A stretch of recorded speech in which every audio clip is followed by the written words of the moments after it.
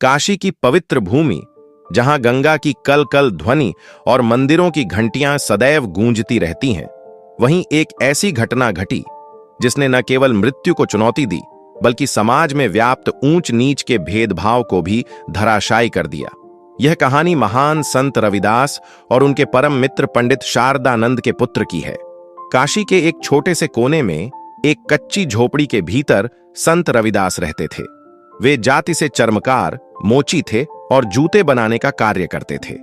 समाज की दृष्टि में उनका कार्य तुच्छ था, परंतु उनकी आत्मा स्वर्ण से भी अधिक शुद्ध थी। वे अपना कर्म करते हुए हर समय प्रभु के भजन में लीन रहते थे। उनकी कठौती, जिसमें वे चमड़ा भिगोते थे, में ही उन्हें गंगा मैया के दर्शन होते थे।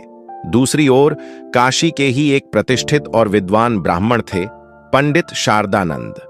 वे वेदों के झांता थे और कर्मकांड में निपुण थे। तत्कालीन सामाजिक मान्यताओं के अनुसार एक ब्राह्मण और एक शूद्र के बीच मित्रता असंभव थी, परंतु शारदानंद एक ज्ञानी पुरुष थे। उन्होंने रविदास की आंखों में वह तेज देखा था जो बड़े बड़े तपस्वियों में दुर्लभ था। वे अक्सर रविदास की झोपड़ी के बाहर खड़े होकर उनसे अध्यात्म, ईश्वर और भक्ति पर चर्चा करते थे। धीरे धीरे यह परिचय प्रगाढ़ मित्रता में बदल गया। पंडित शारदानंद समझ गए थे कि रविदास कोई साधारण मनुष्य नहीं, बल्कि ईश्वर के परम भक्त हैं। पंडित शारदानंद का एक छोटा पुत्र था। वह बहुत ही सुंदर, चंचल और तेजस्वी बालक था। बच्चों के मन में समाज की कुरीतियां और भेदभाव नहीं होते। वह बालक अक्सर अपने पिता के साथ रविदास जी के पास आता था। रविदास जी उस बालक को अपने पुत्र के समान स्नेह करते थे। जब भी वह बालक आता, रविदास जी अपना काम रोककर उससे बातें करते, उसके लिए चमड़े की छोटी छोटी गेंदें या खिलौने बनाते। बालक उन्हें प्यार से काका कहकर बुलाता था। दोनों के बीच एक अनोखा खेल चलता था। बालक अक्सर रविदास जी के साथ लुका छिपी खेलता या उनसे पहेलियां पूछता। रविदास जी, जो जगत के बड़े बड़े रहस्यों को सुलझा चुके थे, उस बालक के सामने जानबूझकर हार जाते थे ताकि उस नन्हे चेहरे पर मुस्कान आ सके। एक दिन की बात है, शाम ढल रही थी। बालक रविदास जी के पास खेल रहा था। खेलते खेलते काफी देर हो गई। रविदास जी ने स्नेहपूर्वक कहा, बेटा, अब सांझ हो गई है, घर जाओ, तुम्हारे पिता प्रतीक्षा कर रहे होंगे। बालक ने मचलते हुए कहा, नहीं काका, अभी तो खेल बाकी है, मैं जीत रहा हूं। रविदास जी ने हंसते हुए कहा, ठीक है, आज तुम जीते और मैं हारा। अब जाओ, बाकी का खेल हम कल पूरा करेंगे, ये मेरा वचन है। बालक ने अपनी तोतली जुबान में पक्का किया, वचन? कल जरूर खेलेंगे? हां, कल अवश्य खेलेंगे, रविदास जी ने सिर पर हाथ फेरते हुए कहा। बालक उछलता कूदता अपने घर चला गया। उसे क्या पता था कि काल उसकी प्रतीक्षा कर रहा है। उसी रात पंडित शारदानंद के घर में कोहराम मच गया। बालक को अचानक तेज बुखार चढ़ा। देखते ही देखते उसका शरीर तपने लगा। वैद्यों को बुलाया गया, औषधियां दी गईं, पूजा पाठ किए गए, मंत्र पढ़े गए, लेकिन होनी को कौन टाल सकता है।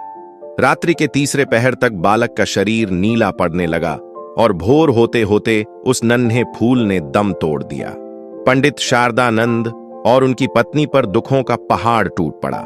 जिस आंगन में कल तक किलकारियां गूंजती थीं, वहां अब हृदय विदारक क्रंदन गूंज रहा था। पूरा मोहल्ला इकट्ठा हो गया। हर कोई शोक में डूबा था। सुबह होते ही अंतिम संस्कार की तैयारी शुरू हुई। बालक की अर्थी सजाई गई। पंडित शारदानंद, जो दूसरों को जीवन मृत्यु का ज्ञान देते थे, आज पुत्र वियोग में सुध बुध खो बैठे थे। राम नाम सत्य है के उद्घोष के साथ शव यात्रा गंगा घाट की ओर बढ़ी। संयोगवश शमशान जाने का मार्ग संत रविदास की झोपड़ी के सामने से होकर गुजरता था। रविदास जी अपनी झोपड़ी के बाहर बैठे अपने नित्य कर्म में लीन थे। जूतों को टांके लगा रहे थे और प्रभु का स्मरण कर रहे थे। तभी उन्हें भीड़ का शोर और रोने की आवाजें सुनाई दी। उन्होंने सिर उठाया तो देखा कि एक शवयात्रा आ रही है। जब शवयात्रा निकट आई तो रविदास जी का हृदय धक से रह गया। उन्होंने देखा कि अर्थी के आगे बेसुध से चल रहे व्यक्ति कोई और नहीं, उनके मित्र पंडित शारदानंद हैं। रविदास जी तुरंत अपनी जगह से उठे और दौड़कर शवयात्रा के पास पहुंचे। उन्होंने शारदानंद का हाथ पकड़ लिया। मित्र, यह क्या अनर्थ हो गया? यह किसकी अर्थी है? शारदानंद ने रविदास को देखा और फूट फूट कर रो पड़े। रविदास, मेरा सर्वस्व लुट गया, मेरा पुत्र, मेरा नन्हा बालक मुझे छोड़कर चला गया। रविदास जी की दृष्टि अर्थी पर लेटे बालक के शांत चेहरे पर पड़ी। यह वही बालक था जो कल शाम उनसे कल खेलने का वचन लेकर गया था। रविदास जी का कोमल हृदय भर आया, लेकिन साथ ही उनकी आंखों में एक दिव्य चमक आ गई। उन्हें वह वचन याद आया, कल खेलेंगे। उन्होंने भीड़ को रुकने का संकेत दिया। लोग हैरान थे कि एक चर्मकार एक ब्राह्मण की शव यात्रा को कैसे रोक सकता है। कुछ लोगों ने आपत्ति करनी चाहिए, लेकिन शारदानंद के सम्मान और रविदास के तेज के आगे सब चुप रहे। रविदास जी बालक की अर्थी के पास गए। उन्होंने बड़े स्नेह और अधिकार से बालक के मृत शरीर को देखा, जैसे वह सोया हुआ हो। वातावरण में सन्नाटा छा गया। सब सांस रोके देख रहे थे कि अब क्या होगा। रविदास जी ने बालक के कान के पास झुककर, जैसे किसी सोते हुए को जगाते हैं, गंभीर लेकिन प्रेमपूर्ण स्वर में कहा, उठो बेटा, ऐसे सोना तुम्हें शोभा नहीं देता। याद है हमने कल क्या बात की थी? तुमने कहा था कि खेल अभी बाकी है। मैंने तुम्हें वचन दिया था कि हम आज खेलेंगे। रविदास जी का स्वर थोड़ा ऊंचा हुआ, मानो वे यमराज को चुनौती दे रहे हों। भक्त का वचन कभी खाली नहीं जाता। मैं अपना वचन निभाने को तैयार हूं, तुम ऐसे मुंह मोड़कर कैसे जा सकते हो? अपने मित्र को बीच खेल में छोड़कर जाना कायरता है। उठो, अपनी आंखें खोलो और देखो, मैं प्रतीक्षा कर रहा हूं। इतना कहकर रविदास जी ने अपनी आंखें बंद की और अपने आराध्य प्रभु का स्मरण किया। उनकी समाधि लग गई।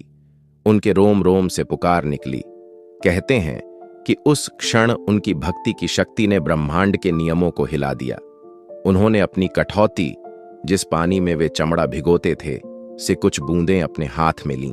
समाज के लिए वह गंदा पानी था, पर भक्त के लिए वह गंगा जल से भी पवित्र चरणामृत था। रविदास जी ने वह जल बालक के मुख पर छिड़का और पुकारा, उठो। जैसे ही वह जल की बूंदें बालक के मुख पर पड़ीं और संत की वाणी उसके कानों में गई, एक चमत्कार हुआ। बालक के शरीर में, जो ठंडा पड़ चुका था, एक कंपन हुआ। उसकी बंद पलकें फड़फड़ाने लगीं। भीड़ में अरे देखो देखो की आवाजें आने लगीं। पंडित शारदानंद की आंखों में अविश्वास और आशा का द्वंद्व था। अगले ही पल बालक ने एक गहरी सांस ली और आंखें खोल दी। वह अर्थी पर उठकर बैठ गया, जैसे कोई लंबी नींद से जागा हो। उसने चारों ओर देखा, भीड़ को देखा, रोते हुए माता पिता को देखा, और फिर उसकी नजर सामने खड़े रविदास जी पर पड़ी। बालक मुस्कुराया और बोला, काका, आप आ गए? चलिए खेल शुरू करें, आज मेरी बारी है। यह दृश्य देखकर वहां उपस्थित जन समूह स्तब्ध रह गया। क्षण भर के सन्नाटे के बाद वहां हर हर महादेव, संत रविदास की जय और प्रभु की लीला अपरंपार है के नारे गूंजने लगे। पंडित शारदानंद दौड़कर आए और अपने पुत्र को गले लगा लिया। फिर उन्होंने पुत्र को छोड़ा और संत रविदास के चरणों में गिर पड़े। एक उच्च कुल के अभिमानी ब्राह्मण ने आज एक तथाकथित शूद्र के चरण पकड़ लिए थे। शारदानंद ने रोते हुए कहा, रविदास, आज तुमने मुझे बता दिया कि जाति, कुल और गोत्र सब मिथ्या हैं। असली ब्राह्मण तो वह है जिसने ब्रह्म ईश्वर को जान लिया हो। तुम साक्षात ईश्वर के रूप हो। रविदास जी ने उन्हें उठाया और गले लगाया। उन्होंने विनम्रता से कहा, मित्र, मैंने कुछ नहीं किया। यह तो उस प्रभु की लीला है। यह तो इस बालक का और मेरा प्रेम था, और नाम ईश्वर के नाम की शक्ति थी। मैंने तो बस अपना वचन निभाया। इस घटना ने काशी में एक क्रांति ला दी। लोगों ने समझा कि रविदास केवल चमड़ा नहीं रंगते, वे तो आत्माओं को भक्ति के रंग में रंगते हैं। पंडित शारदानंद उस दिन के बाद से कर्मकांडों से अधिक मानव सेवा और नाम संकीर्तन को महत्व देने लगे। वह बालक बड़ा होकर संत रविदास का परम अनुयायी बना।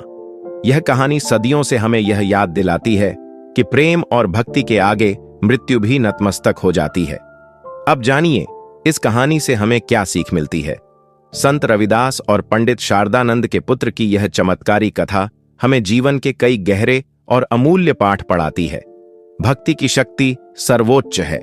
कहानी का सबसे बड़ा सार यह है कि ईश्वर धन, पद या जाति नहीं देखता, वह केवल भाव का भूखा है।